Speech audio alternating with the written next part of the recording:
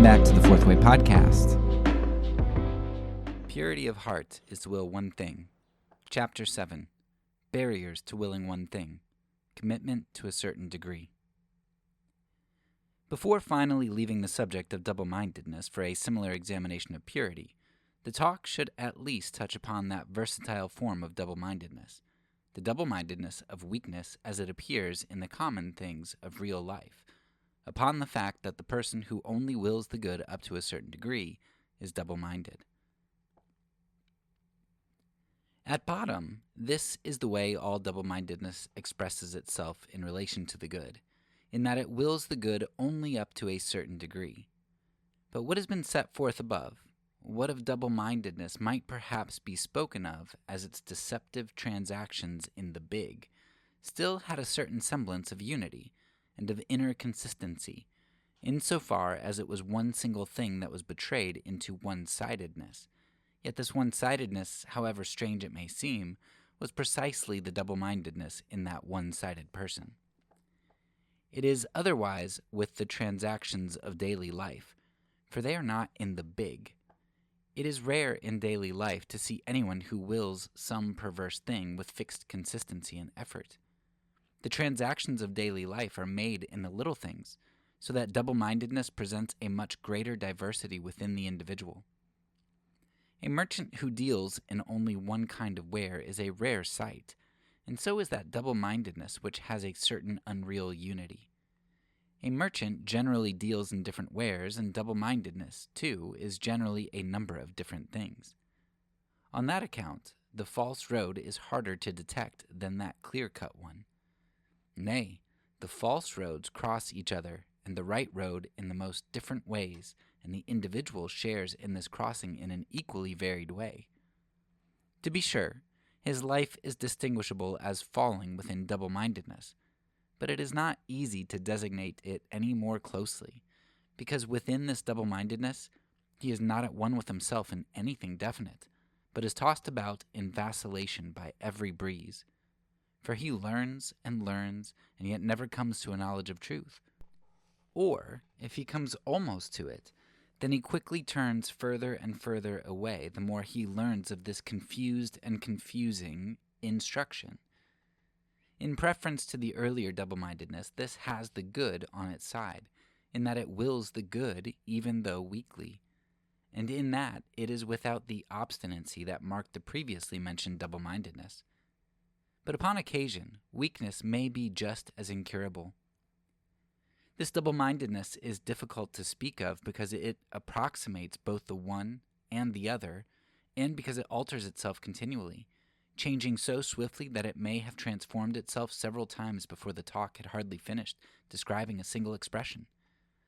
It plays about gaily, not only in all possible colors, but there is not even any law for this play of colors that blends color and color relations in ever new confusion. Hence there is always something new under the sun, and yet the old double-mindedness persists. Indeed, what makes it even more difficult to speak of is that in daily life, where it is right at home, double-mindedness, within limits, keeps comparatively to itself, so that a double-minded person, by being a little less double-minded than the others, claims distinction even though his degree of difference is quite within an essential sameness. Hence, in the end, it would seem as if the true eternal claim that demands purity of heart by willing one thing were done away with, as if it had been withdrawn from government, set away in retirement at such a distance from daily life that there simply could be no talk about it. For among the many-colored, seething populace in the noise of the world, from day to day and from year to year, there is no scrupulous check made as to whether a person wholly wills the good, if he has influence and might, runs a great business, is something in his own and in others' eyes. What frightfully niggardly pettiness, one thinks, to be so scrupulous. One does not consider that there is any presumptuousness in what one has spoken. Nay, one drops the clever remark in passing and hurries on, while the remark also hurries on from mouth to mouth amid the many-colored seething populace. And in the rush of life, in trade and commerce from morning to night, There is no such scruple about whether a person wholly wills the good, just so that in his business he is keen not to say a thief, just so that he saves and piles up money, just so that he has a good reputation and, by good fortune, manages to avoid slander. For whether he actually is guilty or not is here of little importance, for neither he nor the world has time to look into that. Slander is merely a danger as an obstacle to his business. To what purpose such a delay in the midst of busyness? And in the world, it is always busy. Yes, it is entirely true that this is the way things look in the world, the way they seem in the world, and the way they must seem within the deceptive horizon of the temporal order. But in eternity, it will make a tremendous difference whether a person was scrupulous or not. And yet, eternity is not like a new world, so that one who had lived in time according to the ways of the time, world, and of the press of busyness, if he were to make a happy landing in eternity itself, could now try his luck in adopting the customs and practices of eternity. Alas, the temporal order and the press of busyness believe that eternity is so far away. And yet not even the foremost professional theatrical producer has ever had all in such readiness for the stage and for the change of scenes as eternity has all in readiness for time. All, even to the least detail, even to the most insignificant word that is spoken, has all in readiness in each instant, although eternity delays. Oh, that this talk, far from detaining anyone who sincerely wills the good, or calling anyone away from fruitful activity, might cause a busy man to pause. For this press of busyness is like a charm, and it is sad to observe how its power swells, how it reaches out seeking always to lay hold of ever younger victims, so that childhood or youth are scarcely allowed the quiet and retirement in which the eternal may unfold a divine growth. And suppose that busyness, in its haste, should make a concession, believing even in its superficial wisdom that there is something beneficial in having a busy man on hand who now and then hurriedly proclaims that higher reflection on life about willing the good and truth. Alas, is this, then, the true relationship? Are almost all to be excused from that which every man should do for himself? But then, for the sake of completeness, is someone in the midst of busyness to be delegated the task of setting forth that higher claim which, if by some means it could be satisfied, even if in feebleness and in imperfection, would command a man's whole mind, his unrelenting industry, his best strength? Thus, in the midst of busyness, double-mindedness is to be found. Just as the echo dwells in the woods, as stillness dwells in the desert, so double-mindedness dwells in the press of busyness. That the one who wills the good only to a certain degree, that he is double-minded, that he has a distracted mind, a divided heart, scarcely needs to be pointed out. But the reason may need to be explained and set forth, why in the press of busyness there is neither time nor quiet to win the transparency that is indispensable if a man is to come to understand himself in willing one thing, or even for a preliminary understanding of himself in his confusion. Nay, the press of busyness into which one steadily enters further and further, and the noise in which the truth continually slips more and more into oblivion, and the mass of connections, stimuli, and hindrances, these make it ever more impossible for one to win any deeper knowledge of himself. It is true that a mirror has the quality of enabling a man to see his image in it, but for this he must stand still. If he rushes hastily by, then he sees nothing. Suppose a man should go about with a mirror in his possession which he does not take out. How should such a man get to see himself? In this fashion, the busy man hurries on with the possibility of understanding himself in his possession, but the busy man keeps on running, and it never dawns upon him that this possibility, which he has in his possession, is rapidly fading from his memory. And yet one hardly dares say this to one of those busy ones, for however rushed he otherwise may be, yet upon occasion he has plenty of time for a multitude of excuses, by the use of which he becomes worse than he was before.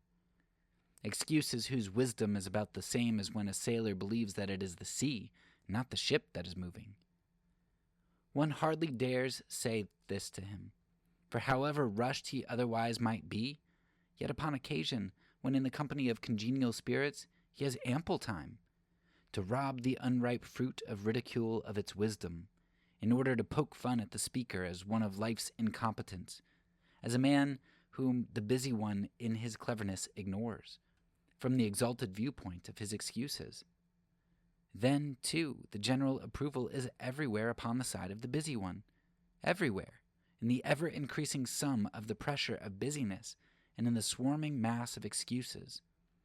For like a poisonous breath over the fields, like a mass of locusts over Egypt, so the swarm of excuses is a general plague, a ruinous infection among men that eats off the sprouts of the eternal. For with each one who is attacked, there is always just one more excuse for the next person. And while a person cannot, as a rule, prevent a sickness becoming more and more dangerous, more and more malignant, the more it attacks those around him, yet with excuses it is just the reverse. There the sickness seems to become milder and milder. The condition becomes more and more agreeable. The more persons there are attacked by it. And if we all agree that the wretched, stunted state of health of these excuses is the highest of all, then there is no one to say anything to the contrary.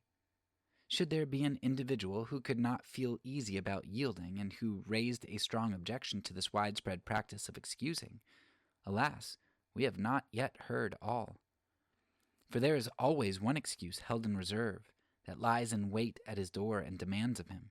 What good does it for a single individual to insist upon opposing this?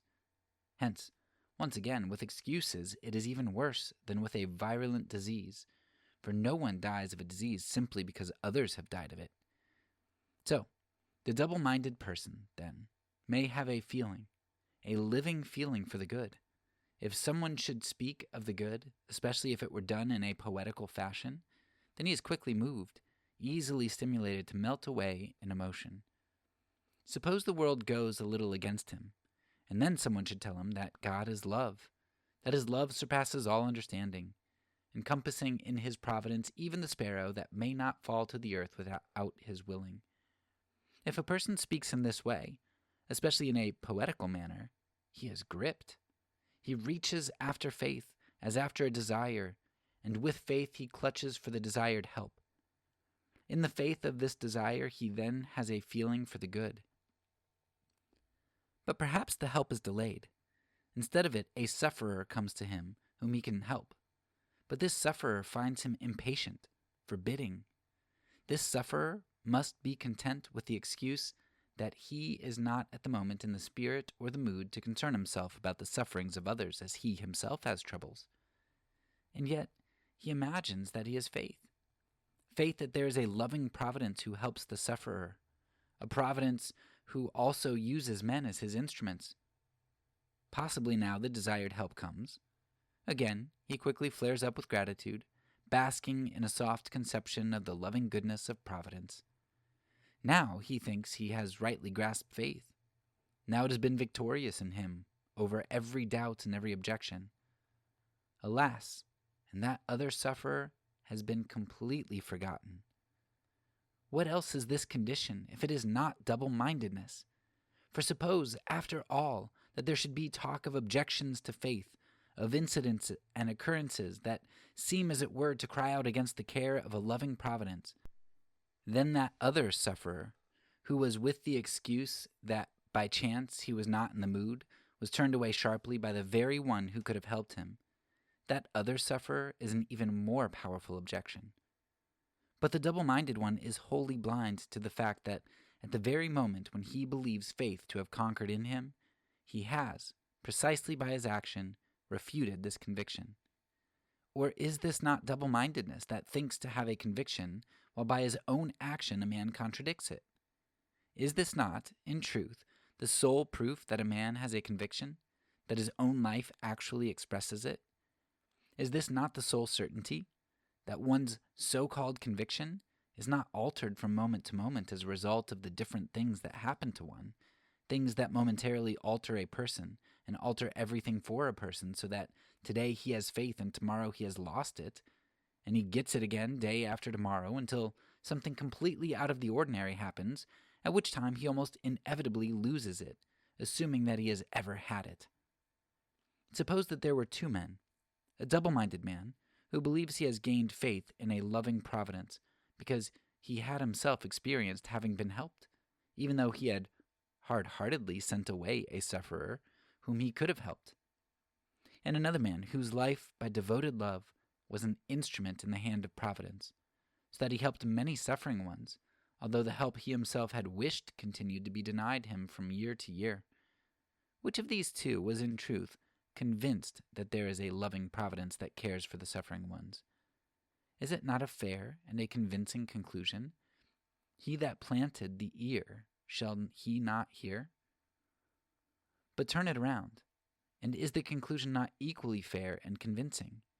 He whose life is sacrificing love, shall he not trust that God is love? Yet in the press of busyness there is neither time nor quiet for the calm transparency which teaches equality, which teaches the willingness to pull in the same yoke with other men, that noble simplicity. That is in inner understanding with every man. There is neither time nor quiet to win such a conviction. Therefore, in the press of busyness, even faith and hope and love and willing the good becomes only loose words and double-mindedness. Or is it not double-mindedness to live without any conviction, or more rightly, to live in the constantly and continually changing fantasy that one has and that one has not a conviction?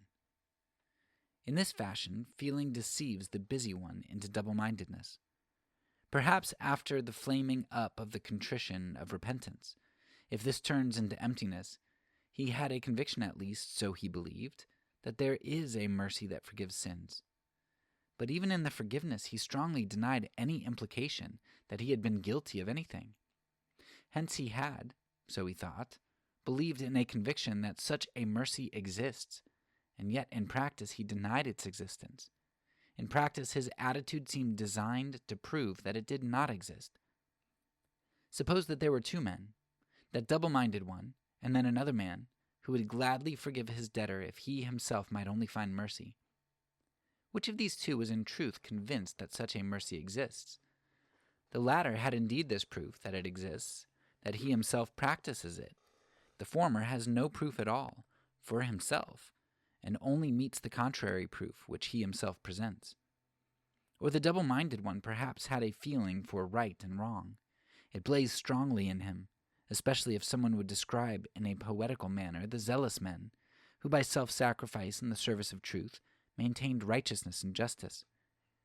Then some wrong happened to this man himself, and then it seemed to him as if there must appear some sign in heaven and upon earth, since the world order could no more sleep than he until his wrong was put right again. This was not self-love that inflamed him, but it was a feeling for justice, so he thought. And when he obtained his rights, no matter how much wrong it had cost those around him, then once again he praised the perfection of the world. Feeling had indeed carried him away, but also it had so enraptured him that he had forgotten the most important of all, to support righteousness and justice with self-sacrifice in the service of truth. For which of these two is really convinced that justice exists in the world? The one that suffers wrong for doing the right, or the one that does wrong in order to obtain his right? The immediate feeling is indeed primary. It is the élan vital out of which life flows, just as it is said that the heart is the source of life. But then this feeling must be kept, understood in the sense that one says, "Keep thy heart with all diligence, for out of it are the issues of life." It must be cleansed of selfishness, kept from selfishness. It must not be delivered up to its own devices. On the other hand, that which will be kept must always put its trust in a higher power who will keep it. Hence, even the loving mother begs God to keep her child. In immediate feeling, one man never understands another. As soon as something happens to himself, all things seem different to him. When he himself suffers, he does not understand the suffering of another, and neither is his own happiness the key to understand the happiness of another. The immediate feeling selfishly understands all in relation to itself, and is therefore in the discord of double-mindedness with all others. For only in the well-understood equality of sincerity can there be unity, and in selfish short-sightedness his conviction is continually being altered. If it is not altered, it is an accident, since the cause of its exemption is only that by sheer chance his life was not touched by any change. But the stability of such a conviction is mere fantasy on the part of the one whose fate has pampered, because a conviction is not firmly fixed when all press upon it equally and hold it firm. Rather, its true stability is revealed when everything is changed. It is rare indeed that a man's life is able to escape all changes, and in the changes, the conviction based on immediate feeling is a fantasy, the momentary impression simply inflated into a consideration of the whole life. Perhaps the double-minded one had a knowledge of the good. In the moment of contemplation, it stood out so distinctly before him, so clearly that the good, in truth, has all the advantage on its side, that the good in truth is a gain both for this and for the future life. Yes, it lay on his heart, as though he must be able to convince the whole world of it. Perhaps it was not demanded of him that he should go out with his acquired conviction in order to convince others, but the testing that should try this newly won conviction nevertheless was not left out. Alas, contemplation and the moment of contemplation, in spite of all their clarity, readily conceal a deception, because the moment of contemplation has something in common with the falsified eternity. It is a foreshortening that is necessary in order that the contemplation may take place. It must foreshorten time a good deal. Indeed, it must actually call the senses and thoughts away from time in order that they may complete themselves in a spurious eternal well-roundedness. It is here, as when an artist sketches a country. The sketch cannot be as big as the country. It must be infinitely smaller. But on that account, it also becomes all the easier for the observer to scan the outlines of that country. And yet, it may well happen to the observer, if suddenly he were actually set down in that country where the many, many miles really exist and are valid, that he would be unable to recognize the country, or to make any sense of it, or as a traveler to find his way about in it. So it will be with the double-minded person. His knowledge has indeed been a sense deception. What was there in airtight fashion pressed together in the completeness of contemplation shall now be stretched out at its full length. It is now no longer rounded off, but is in motion. For life is like a poet, and on that account is different from the observer who always seeks to bring things to a conclusion. The poet pulls us into the very complex center of life. Now the double-minded person stands there with contemplation's sketch. Time, that was ignored by contemplation, begins to assert its validity, and it is obvious that in all eternity, time has no right to deny that the good has all the advantage on its side. But it has permission to stretch time out, and thereby to make somewhat more difficult what in contemplation is apparently so plainly understood. So the understanding does not, in this way, simply become less plain because it has become crooked and awry, but rather it has become less plain to go by. Now, instead of keeping his contemplation to himself and holding himself to the contemplation in order to penetrate time with it in a direct but gradual manner, the double-minded person lets time cut him off from contemplation. Is this not double-mindedness? To be in time without any contemplation, without any distinct thoughts, or, to put it more exactly, to be within time deceived over and over again about having or having had an experience of contemplation. The moments of contemplation he had recklessly misunderstood as being earnest, and then, as this earnestness really approached, he threw off contemplation and misunderstood the moment of contemplation as a delusion, until he again becomes earnest in the moment of contemplation. Or perhaps the double-minded one himself admitted that he had done wrong, had acted badly, had gotten up a false road. But then after reflection it became so evident, so attractive, that punishment really is like a medicine. It seemed to him that no physician had ever made his medicine so agreeable or inviting, as this reflecting upon punishment had succeeded in rendering it. However, when the punishment came, momentarily as a physician knows, it made the condition worse, in order that real health might break through. Then he became impatient. In reflection, he had thought himself healed, thought how good it was when it was all over, when it was all over. In this fashion, the lazy man always has a disproportionate power of imagination. He thinks immediately how he will establish himself, and how fine it will be for him when now this and now this is done. He is less given to thinking that he should do this and that, and in reflection this looks very inviting. But when he must step out upon the road, for reflection is up above the road, then all is changed. Now, instead of keeping the reflection and the estimate to himself and conforming to them, he throws off reflection. He has lightly taken the reflection in vain, as if it were the healing quality of the medicine, and as the healing is about to begin, he light-mindedly misunderstands the reflection as a delusion. Is this not double-mindedness? To be ill, to put oneself under the physician's treatment and yet not be willing to trust the physician, but arbitrarily to break off the treatment? Is this not double-mindedness, when the sick person is perhaps getting into the bath, where the heat increases, but now finding it suddenly too warm, he springs out regardless of all danger? Is it not double-mindedness, when he still has a remnant of deliberation left, and with it an intimation that actually he is ill, and so he begins to go through his cure all over again, in the same fashion? In the recognition that contemplation and reflection are the distance of eternity away from time and actuality, there is indeed a truth. The knower can understand that truth, but he cannot understand himself. It is certain that without this recognition, a man's life is more or less thoughtless. But it is also certain that this recognition, because it is in a spurious eternity before the imagination, develops double-mindedness if it is not slowly and honestly earned by the will's purity. So the double-minded person may have had a will to the good, for the one who is betrayed into double-mindedness by feeling or by that distant recognition, he too has a will. But it received no power, and the germ of double-mindedness lay in the inner physical disagreement. He also has a will to the good.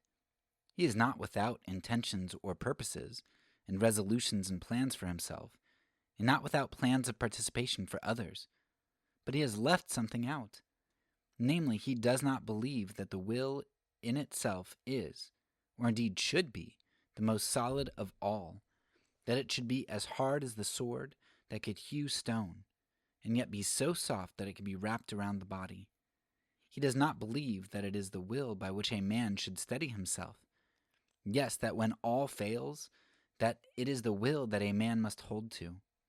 He does not believe that the will is itself the mover, but rather that it should itself be mover, that in itself it is fluctuating, and on that account should be supported, held firm, that it should be moved and supported by causes, considerations, advice of others, experiences, rules of life. If we, quite properly, should compare the will in a man with the headway impetus of a ship in which he, the man, is carried forward, then he believes, on the contrary, that the will, instead of its propelling all, is itself something that should be tugged forward, that there are grounds, considerations, advice of others, experiences, rules of life that go alongside of and push or pull the will forward, as if the will could be compared to a barge. Yes, to a freight barge. But in the same stroke, the will is made impotent, up to a certain degree, discounted in relation to causes, considerations, and advice, and in relation to how these react upon one another. He has turned everything around. What for each one, who with the impetus of eternity steers for a better world, would be a hindrance in life, he takes for an advantage in hastening forward. And what should be an advantage is hastening forward. He makes into a delay, or at least into something that is in itself neutral. Such a person must certainly remain in double-mindedness, upon the inland lake of double-mindedness, busy with trivialities, if instead of charting a course out of all this delaying by means of the will to the good, he only sails with the speed of the hindrance? A man enters upon his life hoping that all will go well for him, and with good wishes for others. He steps out into the world's multiplicity, like one that comes from the country into the great noisy city, into the multiplicity where men engrossed in affairs hurry past one another, where each looks out for what belongs to him in the vast back and forth, where everything is in passing, where it is as though at each instant one saw what he had learned borne out in practice, and in the same instant saw it refuted, without any cessation in the unrest of work, in multiplicity, that all too vast a school of experience. For here one can experience everything possible, or that everything is possible, even what the inexperienced man would least believe, that the good sits highest at the dinner table, and crime next highest, or crime highest and the good next highest, in good company with each other. So this man stands there. He has in himself a susceptibility for the disease of double-mindedness. His feeling is purely immediate, his knowledge only strengthened through contemplation, his will not mature. Swiftly, alas, swiftly he is infected. One more victim. This is nothing new, but an old story. As it has happened to him, so it has happened with the double-minded ones who have gone before him. This, in passing, he now gives as his own excuse, for he has received the consecration of excuses. Perhaps at this point a speaker who is just as double-minded as that double-minded one, and therefore really only wishes to deceive, will describe the willing of the good for us in an alluring fashion, yet in an alluring fashion with the prospect of becoming something in the world. Perhaps he will close his description by saying that double-minded person came to nothing in this world, just to terrify us. But we do not wish to deceive. Still less do we wish to stir up terror, to frighten by a fraud, which is much like commending a falsehood. We wish only to say that, eternally understood, the double-minded one came to nothing.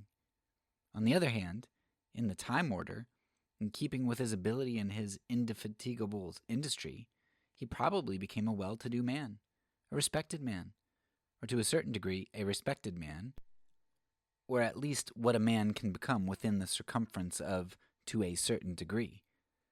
And by this it is not denied that he could readily become the richest man in the world. For that, too, the condition of being the richest man is only something to a certain degree. Only the determinations of eternity are above a certain degree. Like its truths, the time order with all that belongs to it is to a certain degree. Only eternity and its truth is eternal. Therefore, let us not deceive and say that in an earthly sense a man advances furthest in the time order by willing the good in truth. Do not let the talk be as double-minded as the world is. No, in the time order a man advances furthest, in an earthly sense, by means of double-mindedness, and it must be admitted mainly by that double-mindedness that has about it a spurious gloss of unity and of inner coherence. Behold, honesty is the most enduring of all. It endures, too, at the time when the rich man becomes poor by his honesty.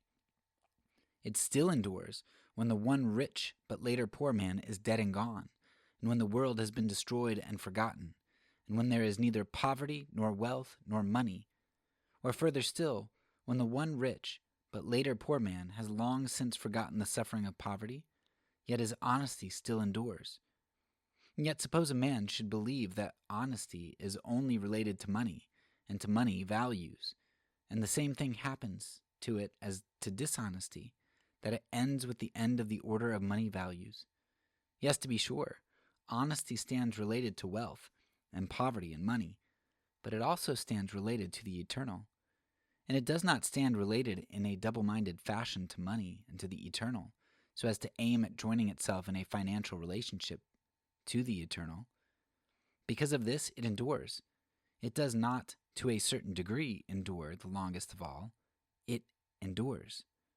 That assertion is, therefore, no mere proverb. It is an eternal truth. It is the invention of eternity. On the other hand, there is a proverb that says, one needs a little more than honesty to get through this world. But the questions to which these assertions are a reply differ most widely. It is asked, what is it that endures? And it is asked, how may I pass through? He that merely asks, how may I pass through, has no desire for real knowledge. But he that asks, what it is that endures, has already passed through. He has already gone over from the time order to eternity, although he is still alive. The one inquires of things only in comparatives. The other questions eternally. And if in the hour of temptation, when his honesty is tested, he asks properly, he will receive now, and in the next world he will again receive eternity's answer. Yes, it endures. Yes, it is better to go to the house of mourning than to the house of feasting, for there one can learn that after 100 years all is forgotten. Yes, to be sure, long ago the feast and the gallant brothers were forgotten, but truly the eternal is not forgotten, not after 1,000 years.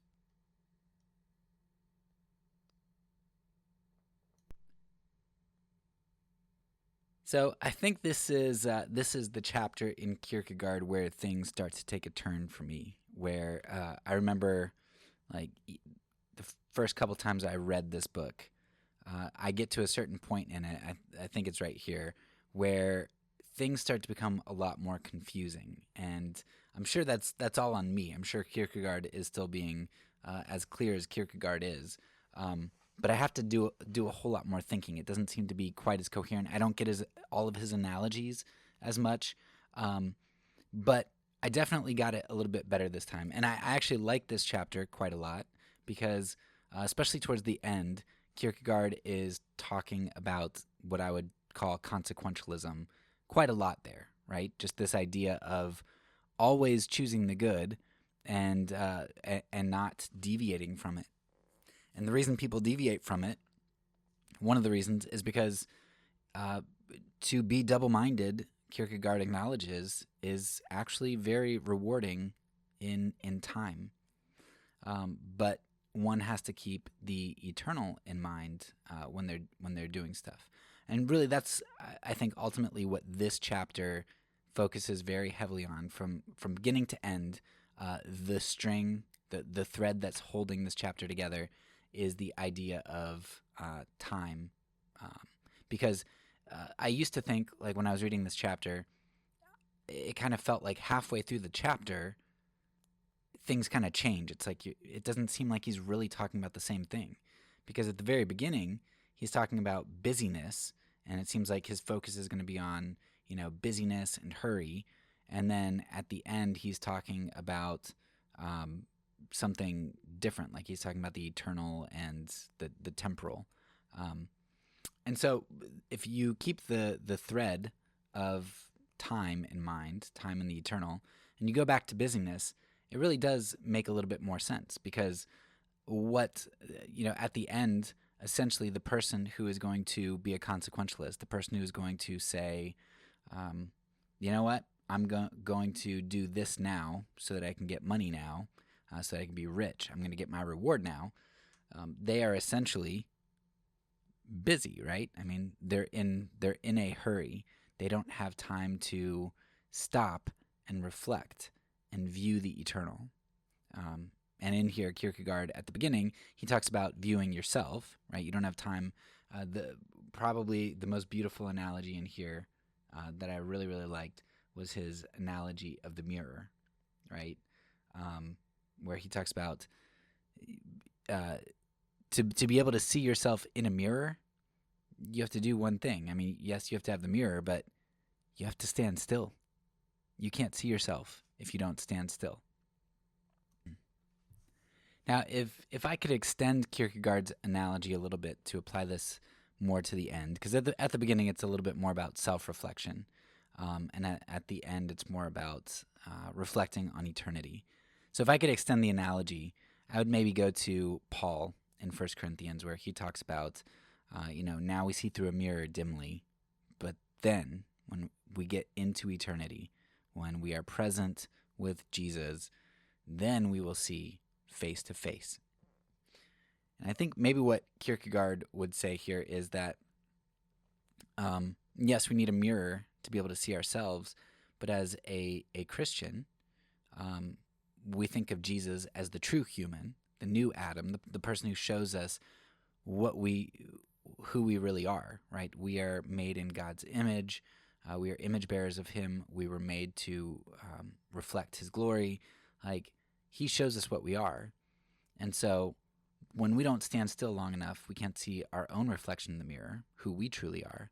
But also, when we don't stop and gaze on eternity, when we don't see our reflection in Christ in the mirror, then we will also not have the eternal in mind. And we need both of those things. We need to know, who am I now? And we need to know, who am I truly? Like, truly to be. Like, who could I be? And it's who I am, but it's also who I'm becoming. Because it's true that I am made in the image of God, and I am precious, I am loved, all those things. As we think about theosis and being bound up into God and all of that. But I'm not that yet, right? I am being saved. I'm becoming that, and I will one day eventually attain that. But right now, our goal is to will one thing, to will that good thing. But I have to stop long enough and be able to reflect on that. So that is going to wrap up this section of the book where Kierkegaard is talking about barriers to willing one thing. In the next section, he is going to start talking about the price of willing one thing. So we'll see you next week. That's all for now. So peace, and because I'm a pacifist, when I say it, I mean it.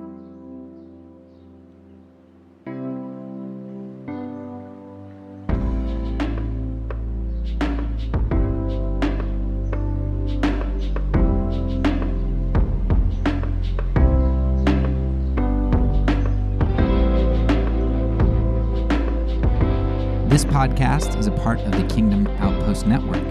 Please check out the links below to find other great podcasts and content related to nonviolence and kingdom living.